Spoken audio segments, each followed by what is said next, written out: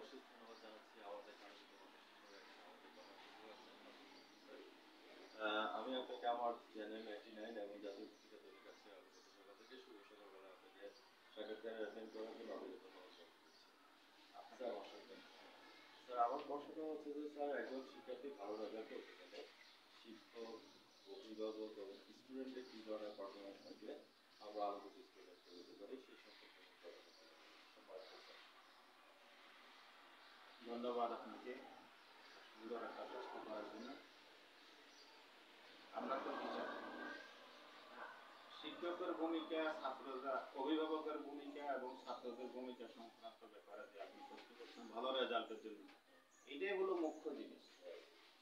এক কথা হলো ছাত্ররাও চেষ্টা করতে হবে, প্রতিদিন স্কুলে আসতে হবে, নিয়মিত পড়াগুলো রেডি করতে হবে। হ্যাঁ, প্রতিদিনের কাজ প্রতিদিন জমাই রাখলে চলবে না। এগুলো সম্পূর্ণ কিছু যদি কোনো সঠিকভাবে গার্জিয়ানও যদি কোনো খেয়াল না করে, কোনো কোনো বাচ্চা তো পাচ্ছে, বাচ্চারাও কিন্তু কোনো কোনো প্রবলেম করে, আসে না, ঠিকভাবে পড়ে না।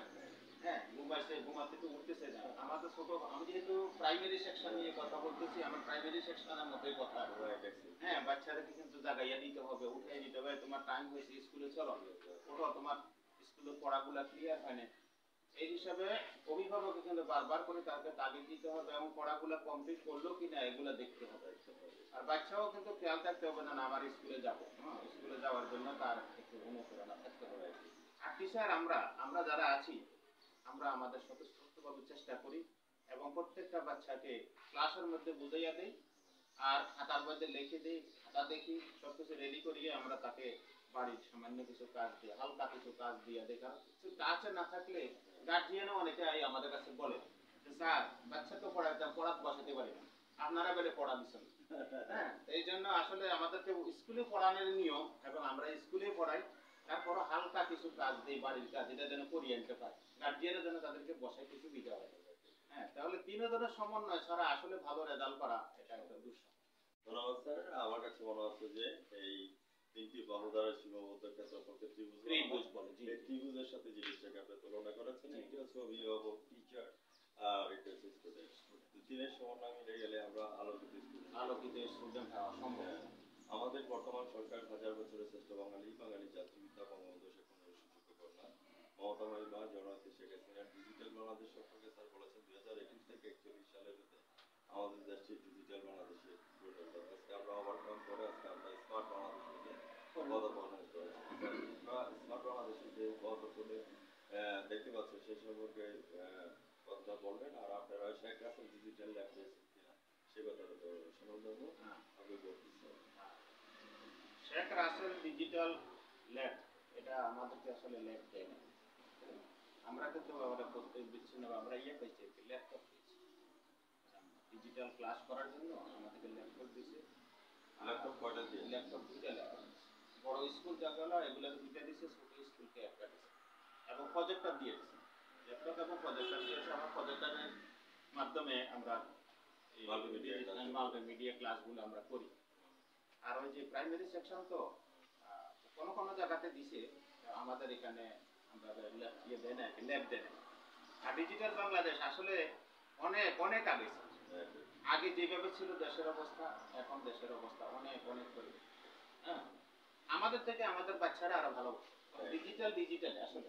হ্যাঁ, আমরা যারা আসলে আগে মোবাইলের ব্যাপারে যদি কোনো আমি বলি, ছোট ছোট বাচ্চারা বাবা মার থেকেও আরো ভালো বুঝে। আমি দেখি মানে কোনো বাবা দেখা গেছে যে বাবারে আমি তো এটা সেভ করতে পারতেছি না, দেখি তুই আমার বাচ্চার টান দিয়ে নিয়ে দেখা যায় এটা করে দিতে পারতেছি। হ্যাঁ, তাহলে বুঝো এদের জন্য ডিজিটাল।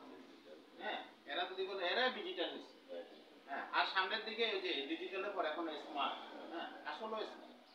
এখন আমাদের আগে মনে করো ব্যাংক গুলোতে ওই যে এক জায়গা থেকে গেছি আমরা টাকা উঠাইছি অন্য করতে গেলে যে আমাদের অনেক অথবা চিঠিপত্রের মাধ্যমে ছিল আগে। চিঠির জন্য একটা চিঠির জন্য অপেক্ষা করতে হইতো অনেকদিন বাবা মার খবর নেওয়ার জন্য। এখন টিকা দেওয়ার পরে অন করার পরে দেখা যায় বাবা মারা দেখা যায় কথাবার্তা বলা যায়, টাকা পয়সা পাঠাতে পাঠাতে ওয়ান টুর ভিতরে সব কিছু। এই হিসেবে আসলে স্মার্ট স্মার্ট স্মার্ট ভিউয়ার্স অনেকক্ষণ যাবত আমার স্মৃতি সমতুল্য, আমার চাচার সমতুল্য আব্দুল গফুর মজুমদার সাহেবের সাক্ষাৎকারটি দেখছিলেন প্রধান শিক্ষক হিসাবে। ডিজিটাল বাংলাদেশ মিশন পয়েন্ট অন্তর্গত উনি বর্তমান বাংলাদেশ বাংলাদেশ সরকারকে অশেষ ধন্যবাদ, অশেষ ধন্যবাদ। করেছেন। এবং আমি আমার চ্যানেলের মাধ্যমে স্যারের may Allah bless you, you prosper in life day by day ইনশাআল্লাহ, এই কথাটা নিয়ে আমি বিদায় রেখে রাখছি। স্যার ভালো থাকেন, সুস্থ থাকেন। এবং এখানে আমাদের কমিটি দিয়ে কমিটি যে আছে হেলাল ভাই, আপনাদের ধন্যবাদ জ্ঞাপন করছি।